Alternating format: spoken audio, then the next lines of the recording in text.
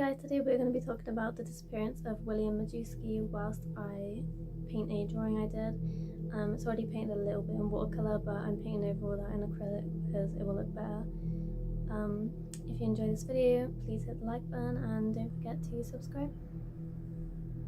It was a cold Saturday in early November and 8-year-old William Majewski wanted to go fishing. The second grader had spent most of the day playing outside, returning to the home he shared with his mother and 4 siblings, just long enough to eat a quick dinner around 4 p.m. As soon as he finished, he asked his mother if he could go back outside and play some more. William was Alice's middle child, and he was a well-behaved boy who rarely got into any trouble. She told him he could go back out as long as he was home before dark. Their small town of McKees Rock, Pennsylvania, was considered a safe place for children to play outside.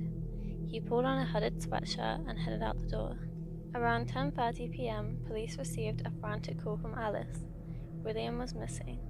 She told police that she had become worried when William hadn't returned home by 6:30 p.m. She didn't drive, but she said she had walked all over looking for him before admitting defeat and calling the police. Friends of William told police that they had seen the boy earlier on Saturday, and he had told them that he planned on going fishing later that day. Other neighbors confirmed seeing the boy around 4:30 p.m. He had been carrying his fishing gear and was headed in the direction of Chartier's Creek. A search party was quickly formed, and it only took a few minutes for them to locate William's fishing gear. It was found only a block away from his home at a spot where he and his brothers would often go fishing. There was no sign of any kind of struggle, and none of William's fishing gear seemed to be missing. They did a preliminary search of the creek area but were unable to find anything in the darkness. Bloodhounds were brought in and they were able to pick up William's scent along the creek bank and in the water. The dogs were able to track the scent for about 200 yards downstream from where William's fishing gear had been found. Police feared that the boy had fallen into the water and drowned, but they would need to wait until the sun came up before they could complete a comprehensive search. The following morning, more than 100 people gathered to search for William. Police officers and volunteer fighters scoured the area along the banks of the creek, and the divers searched the cold water for any sign of William. With temperatures hovering around freezing, divers couldn't stay in the water for long. A heated bus was provided by the Port Authority Transit so that the divers had somewhere to warm up in between dives. Members of William's family also used the bus, anxiously watching the search teams from the windows. Early in the search, there had been a flurry of activity after searchers found what appeared to be blood on a rock near William's fishing gear. A technician from the county crime lab was sent to the scene to do some tests, but they determined that the stain was not human blood.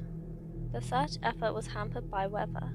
Heavy rains had been falling, and this caused the current in the creek to become dangerously strong. It also kicked up so much mud in the creek that divers had zero visibility in the water. They were forced to crawl along the creek bottom and use their hands to search. A sonar unit was brought in to assist them, but the current had become so strong that the divers were unable to stay in one spot long enough to complete a thorough search. They were pulled yards downstream from where they entered the water in a matter of seconds. Despite the difficult conditions, the teams persevered. Many were parents themselves, and none of them wanted to stop until William was found. Alice told police that she didn't believe that William had drowned. As much as he loved to fish, he didn't know how to swim and was actually somewhat afraid of the water. He would normally go fishing with his brothers, and he never went into the water. Although their fishing spot was only about 200 yards from where the creek met Ohio River, the spot was not considered to be dangerous, and William knew how to be safe around the water. Alice believed that someone must have snatched her son, but police could find no evidence that an abduction had taken place. Since William's fishing gear had been found near the creek, they knew he had been there at one point on Saturday. They would continue to concentrate the majority of their search efforts there. By Monday, there were more than 150 rescue workers involved in the search for William. A team of 40 divers took turns searching the creek, beginning at the spot where William's fishing gear had been found and continuing 600 yards in either direction. When darkness fell, the search was called off. The McKees Rock Fire Chief Ed Moritz told reporters that if William had ended up in the creek, they would have found his body by then. He explained that not even increased currents in the creek would have been enough to carry the boy's body into the Ohio River. If William had fallen in, his body would have remained in close proximity to where he fell in. The police chief, Robert Martini, agreed. If William had drowned, his body would have surfaced by that point. Detectives still weren't sure what happened to the boy, but they didn't believe he died in the water. Investigators began canvassing the city, looking for anyone who might have seen William on the day he disappeared. Witnesses gave conflicting reports, and detectives weren't sure who to believe. Many of the people they spoke to were familiar with William, and all described him as a friendly, good kid who never got into trouble. Quite a few of them believed they had seen the little boy that Saturday. Some said he had been walking towards the creek with his fishing gear, a claim that was backed up by the evidence obtained during the search. But others said they had seen him at the McKees Rock Plaza, a nearby shopping area.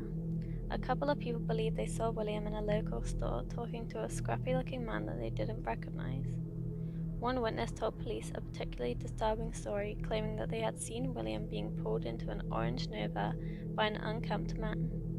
It's unclear why they didn't call the police at the time if they believed he was being abducted. As investigators were trying to come up with a timeline for where William had been on that Saturday, they realized that his mother had not been entirely honest with them. Alice had told detectives that she had realized William was missing around 6:30 p.m. on Saturday night, and she spent 4 hours searching for him before finally calling the police to report him missing. There were some who had been skeptical of the story from the beginning. William's fishing gear was found a mere block from his home. If Alice had spent 4 hours searching, how had she missed it? Detectives soon learned that Alice had been lying to them about the events of that night. She had spent her Saturday night playing bingo. It wasn't until she came home at 10:30 p.m. that she realized William was missing. She didn't attempt to search for him at all. The investigators weren't sure why Alice had lied to them, though they suspected it was to make herself appear to be a more attentive mother than she actually was. Whatever the reason, it meant that detectives would now question everything she told them. As news spread about William's disappearance, police were overwhelmed with calls concerning possible leads. Some seemed too outlandish to be true. One caller insisted that William's family had sold him to gypsies, but detectives thoroughly investigated each one. They tracked down known pedophiles in the area, but could find none that appeared to have crossed paths with William. Helen Artler, a good friend of Alice, told police that William was a frequent visitor in her home. She had never seen any signs that anything was wrong, and she believed that Alice was a great mother. 2 weeks after William disappeared, the investigation seemed to be at a standstill. Repeated searches of Chartiers Creek failed to yield any sign of the boy, and detectives felt fairly certain that he had not drowned. They were left with two possibilities. William had either run away from home or he had been abducted. Based on what they learned in conversations with those who knew William, they didn't believe he would have run away. He was only 8 and there was nowhere for him to run to. He had no problems in life and he was close with his family, especially with his 10-year-old brother Stephen. Most of the investigators believed that abduction was the most likely scenario, but they could find no evidence to back up that theory either. William had simply vanished without a trace. Less than a month after William went missing, Alice packed up her family and moved away from McKees Rocks. It wasn't a far move.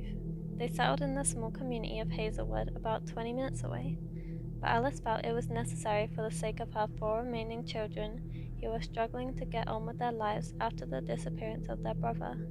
Detectives claimed she never contacted them to check on the status of the investigation. When they decided to do one more search of the creek on December 11th, Alice was unaware of it until a reporter called to get her opinion about it. She was furious. She told reporters that it was ridiculous that everyone else knew about the search before she did. She insisted that there was no reason for another search of the creek as she believed that William hadn't drowned. She was sure he had been abducted. She was at least partially right. Authorities still had no evidence proving that William had been abducted, but they still didn't find anything in their search of the creek either.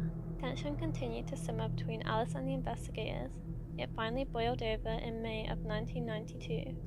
Detective Donald Pankow, who had been in charge of the investigation from the beginning, told reporters that he had believed William's family was hiding something, and that they hadn't told them everything they knew about the night he went missing.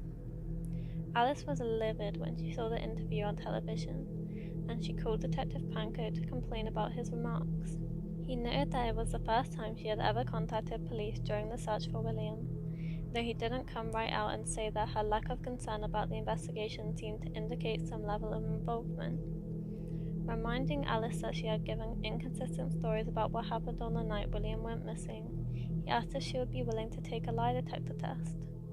She agreed, and the test was scheduled for noon on May 12th. She never showed up. Despite her refusal to take a lie detector test, detectives never believed that Alice had done anything to her son, though they did think it was possible that she knew more than she was telling them. Her initial statements to police were no doubt driven by fear and perhaps even some guilt that she had been out late that Saturday night. William was one of 5 children, and there were never any allegations of abuse in the household. There were many in the community who knew William. They affectionately referred to him as Willie, and they all said that he was a sweet and well-behaved child. They never saw any indication that he had any problems at home. William's disappearance was tragic, but it's doubtful that Alice had any part in it. Years went by and the investigation into William's disappearance eventually went cold. It was still periodically reviewed by detectives, but they knew that their chances of solving it decreased as time passed. Then, in September of 2000, there was a potential break in the case. Scott Drake, an 11-year-old boy from East Allegheny, disappeared while riding his bicycle around the neighborhood on a Sunday afternoon. His mutilated body was discovered later that night, and a homeless man soon confessed to the crime. Joseph Cornelius was known to hang out in the area where his body was found, and he told investigators that he had killed Scott after the boy tried to steal his radio. He then decided to mutilate the body so that police would think that the boy had been killed by a pedophile. The case caught the eye of detectives who had been involved in investigating William's disappearance once they realized that Joseph had lived in McKee's Rocks at the time that William went missing. He had been dating Helen Arlott, who had been good friends with Alice. Detective Pankow had interviewed Helen shortly after William had gone missing, and Joseph, who was living with Helen at the time, had sat in on the interview. Joseph had never been considered a suspect in William's disappearance, but once he was arrested for the murder of Scott Drake, investigators decided to take another look at him. They were at a disadvantage because so many years had gone by. Helen had died a couple of years before, and none of the detectives knew how to get a hold of Alice, who had long since cut ties with McKee's Rocks and its police department. In the end, Joseph was never charged in William's disappearance. He denied all accusations, and detectives simply had no evidence to prove he did it. Detective Pankow was retired at that point, said that he doubted Joseph had been involved, but agreed that they may never know for certain. The only thing they know for sure is that William walked out of his home that cold afternoon more than 2 decades ago and then vanished without a trace. William was 8 years old when he disappeared from McKee's Rocks, Pennsylvania. At the time he was about 4'1" and weighed around 50 pounds. He is a white male with sandy brown hair and blue eyes. His adult teeth were still coming in when he went missing, and they were crooked and had gaps in between them. When last seen, he was wearing a grey hooded sweatshirt, grey sweatpants and black sneakers.